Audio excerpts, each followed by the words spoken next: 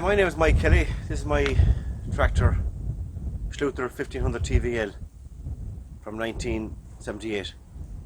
I bought the tractor in the UK back in 2005, but I bought it was by accident. I came on the tractor. I originally went over to buy a Steyr 1100, an old Steyr from the 1970s, and seeing this tractor in the yard, thought it was unusual and liked it, so I bought it. A few important pieces are missing. The turbomatic clutch inside the bell housing was missing out of it. Air compressor for the air conditioning, power steering ram, alternator, very small bits like that, water pump, all missing. It was in very bad condition, and a lot of parts had been cannibalised from the tractor by the previous owner because he had two of them, and as this he kept the better of the two going by robbing bits off this one. When I got the tractor home, eventually the engine was completely worn out. The reason being, the tractor was ran without an air breather for a period of time. All the intake manifold was full of clay. It destroyed the engine. I'd never seen piston rings as worn in my life, but it was still running. An easy start, believe it or not, but it needed a full overhaul. A man called Michael Ellis here bought out all the spare parts and all the rights to Schlüter in 1994. So he charged extortionate prices for parts.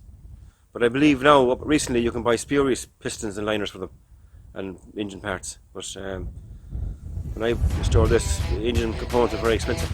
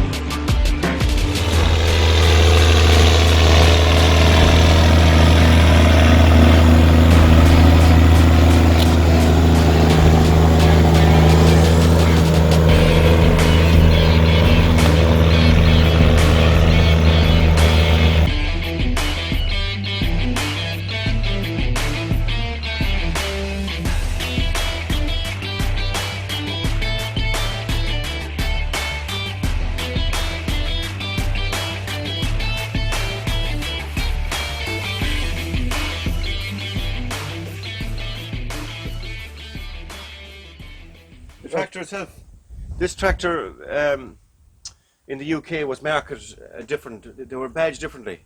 It was the Schlüter E7800 TV, and they were given more power than the German counterpart. The German counterpart is a 1500 TVL, which is exactly the same, only that the export model is a bit more power. That's why this one is 160 horsepower rather than 150 horsepower. And I don't know why they did that. Strange, but that's the way it was. Like even back in the day, back in the 1970s, they had the exhaust here, which is unusual. Didn't have the exhaust over the bonnet. You know, they were ahead of their time really. In 2005, I got it home. I got it running, and then discovered that it wouldn't move. So I thought I had a serious clutch problem. Tractor would not move a millimeter. So about 2 years later, no, not even about a year later, I split it to see what was wrong with the clutch, and then discovered that the turbomatic clutch was missing, and a major clutch component, flywheel missing as well, all taken off the tractor. Now the flywheel, this is not the same as an ordinary tractor. On the back of this engine you have a flywheel separate for the starter. It's a thin flywheel. Then you have a turbomatic clutch. Then you have another flywheel between that and the clutch. It's totally different from an ordinary tractor. Clutch is in behind everything, and that was missing. So then I had to try and find that part for it, which was difficult. Oh, eventually through the internet I got in touch with a guy in Germany, in a town called Buffenhofen, and he had spare parts of these. A few of these broke, as he was a dealer back in the 70s, and I tracked down a few bits for it. This tractor was completed around 2010. I think son was born around 2010. It took me about 5 years to restore it, between everything. It's a big job, a lot of work. There's no one you can talk to about parts or talk to anything about it. It's kind of, you're on your own kind of job, you know. But, then when I started working on it, I discovered that a lot of the components were same as Fint. The transmission, back axle, front axle, the same as the old Fint 600 series. So that wasn't so bad then. I kind of felt better then about it. It has a hydraulic tilting cab, which is unusual. You unlatch here, and it tilts on its own hydraulics. The tractor has to be running to tilt it. You have to open this valve here, which diverts the hydraulic pressure to the cylinder to tilt the cab. And all you do, you pull the spool in here. You see it? That's it. Forward and reverse on the spool valve. And that tips the cab, which is very handy.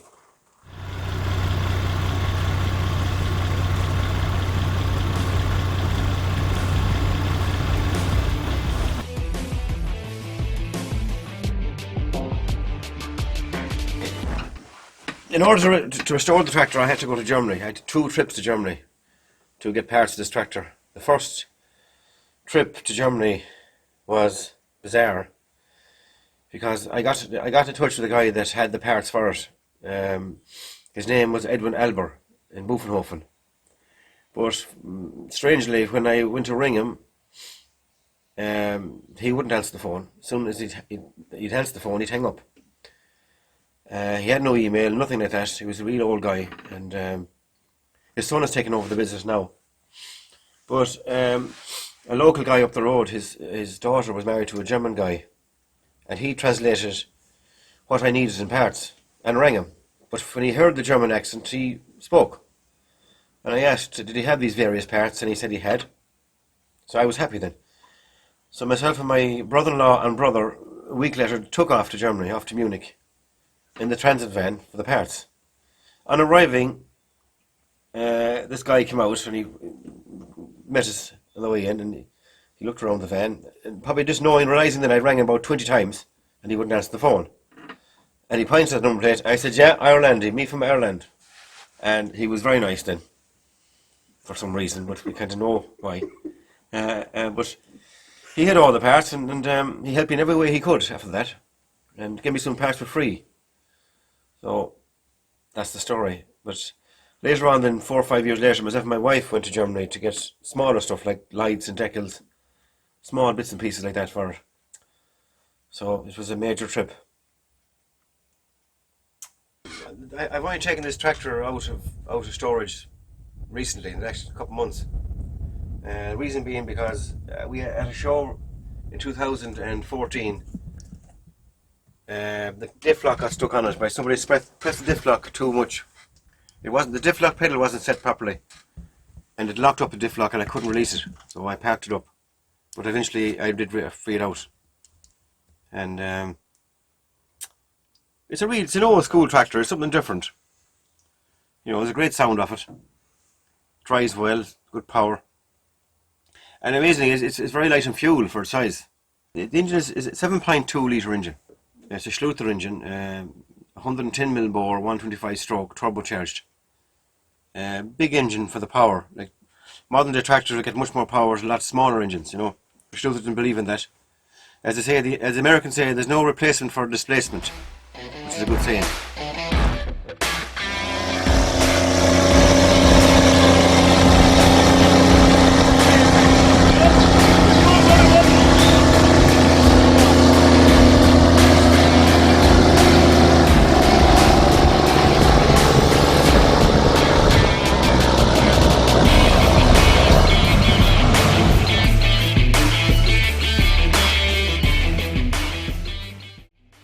This tractor too has a unique feature. It has a mechanical turbo timer. Well, it had. It doesn't work now. It was made by VDO. It worked on a ratchet system that pulled the stopper over a minute and you could set it. I have it taken off now because it doesn't work. It was actually seized up and someone rammed it through it and damaged all the teeth. So I don't think it's repairable. It's like a clockwork mechanism for the world now. That's what it's like. But it's not on it at the minute. The turbo timer, if anybody knows what a turbo timer is, some of the old Japanese Jeeps and stuff have them.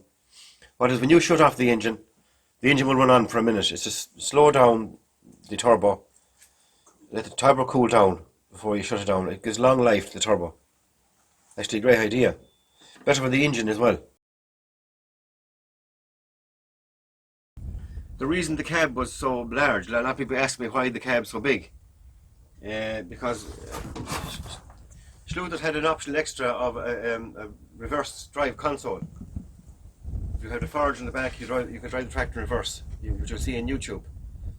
Another question I've been asked, why is it tilting forward? The reason being is glare, same as a forge, or anti-glare for the windscreen. Standard hand clutch, same as the old Fint, separate Peugeot hand clutch. All old school. Sliding doors, which are handy as well. They can be latched in various positions. Comfortable cab, very low ceiling height, but I suspect the seat might be the right seat for it. I don't know rightly. Standard gearbox, 12 forwards and 6 reverse. Single mesh box. That's about it. You can say about it now. 2 sets of double action spool valves. And that's about it.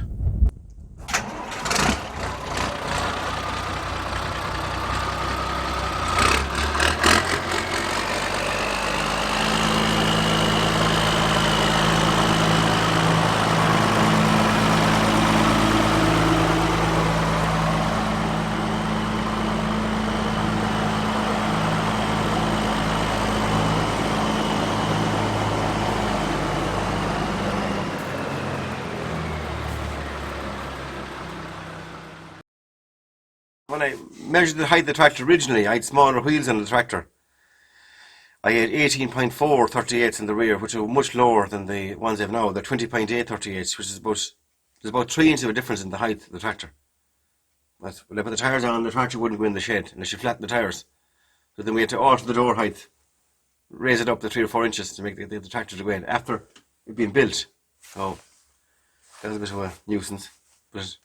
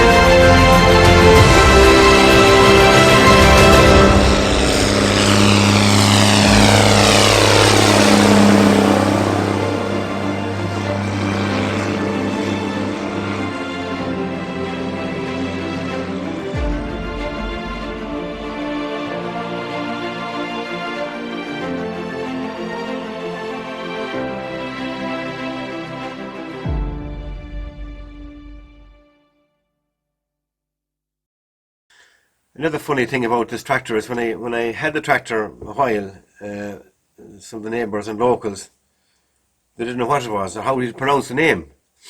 And an elderly man down the road got his own name first, a scuffler he called it. Now, everyone knows what a scuffler is, but it wasn't a scuffler.